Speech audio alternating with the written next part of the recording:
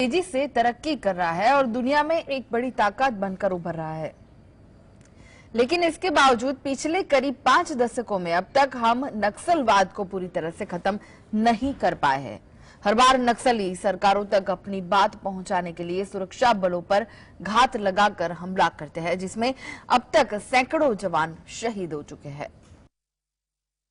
नक्सलवाद का ताजा मामला छत्तीसगढ़ के नक्सल प्रभावित इलाके दंतेवाड़ा का है, जहां डिस्ट्रिक्ट रिजर्व गार्ड की एक गाड़ी को नक्सलियों ने आईईडी ब्लास्ट से उड़ा दिया। इस घातक हमले में ड्राइवर समेत 10 जवानों की मौत हो गई। बात करें आखिर ये नक्सलवाद शुरू कहां से हुआ। इसकी तो नक्सलवाद की शुरुआत पश्चिम बंगाल के एक छोटे से गांव नक्सलबाड़ी से हुई थी। भारतीय कम्युनिस्ट पार्टी के नेता कानू सान्याल और चारू माजुमदार के सरकार के खिलाफ 1967 में एक मुहिम छिड़ी थी। नक्सलवादी से उठी चिंगारी देखते ही देखते बारूद की तरह भारत के कई हिस्सों में फैलती गई। यह चिंगारी अब आग बन चुकी थी।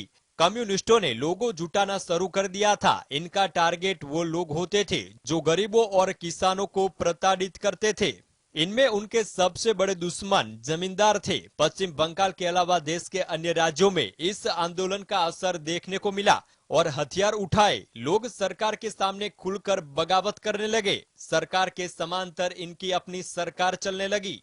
नक्सलवाद का ये आंदोलन 70 के दशक में काफी ज्यादा फैल गया। इनसे जुड़े संगठनों ने 1969 में सीपीआई का गठन किया, जिसके महासचिव चारू माजुमदार थे।